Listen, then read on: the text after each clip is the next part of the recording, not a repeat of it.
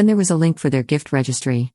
Oh, and the meals for my husband and me would be $100 each, and we have a link to pay it when we digitally RSVP. The first problem here is that I am disabled at 50 years old, legally.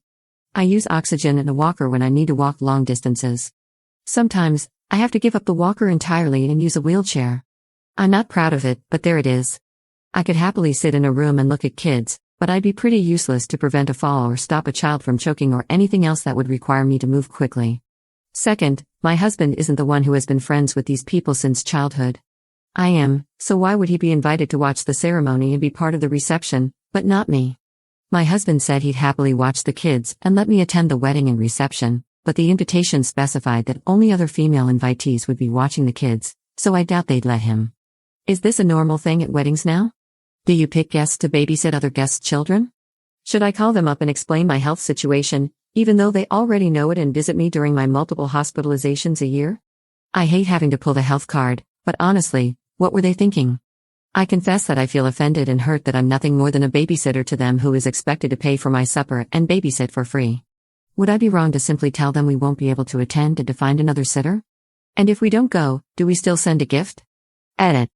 I know these folks because my mom, rest in peace, and the bride's grandma were besties. So, I grew up with the bride's mom as an almost sister to me.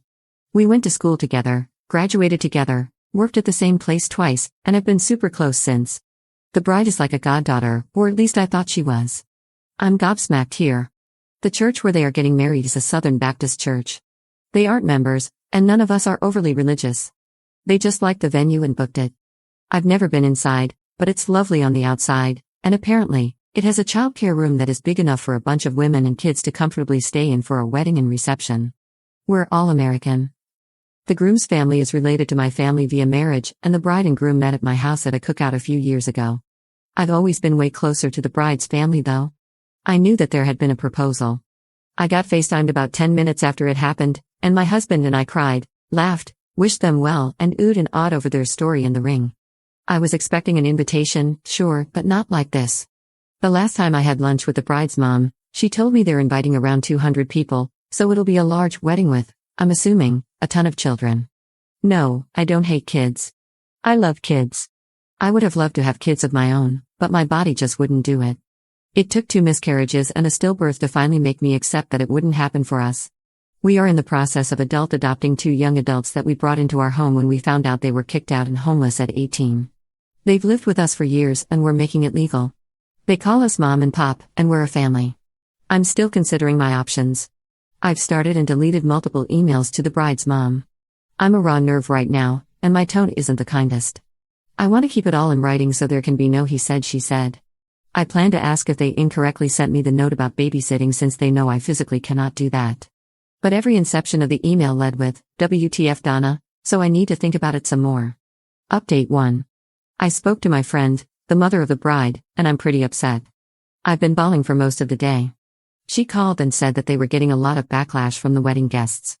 No one wants to pay $100 for dinner, and only 3 of the women asked were okay with babysitting. I told her I understood that the guests were upset because it's just tacky to 1, be asked to pay, and 2, be told you are invited but only to babysit. I told her I would not be a babysitter, at all, like just no. She got mad and brought up how we were lifelong friends. She said I'd be helping them more by babysitting than I'd be helping by simply sitting in a pew watching. I reminded her that I couldn't physically help at all due to, being legally disabled. She said they completely understood that and expected me to simply supervise the other sitters since they trusted me most. Again, I told her that I felt it was insulting to be voluntold, thanks Reddit for teaching me that word, that I'd be babysitting and that I had no desire to do that, especially not dressed in formal wear. Then we got to the truth. She said she didn't know if I'd be in a wheelchair that day or require a walker. That's fair, I don't always know which one I'll need. She said they wanted everyone in pews for the wedding video and that me sitting in a wheelchair would make me stick out and ruin the video and photos. I said, if I need a wheelchair that day, I can move to a pew, and my husband can put the wheelchair in another room or back in our car. I may not even need it that day. Then she said, well, space is limited in the pews.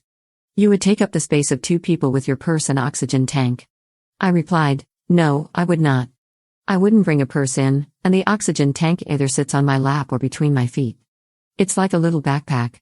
Then she said, well, having you in oxygen in the photos would be distracting from the other people. And there you have it.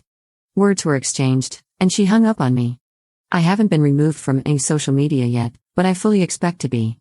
I already feel awful for being this way at only 50 years old. I didn't choose this. I didn't want this. If she thinks it's awful to have it photographed, just imagine living with it. Which is what I told her before she hung up on me. I'm devastated, just devastated.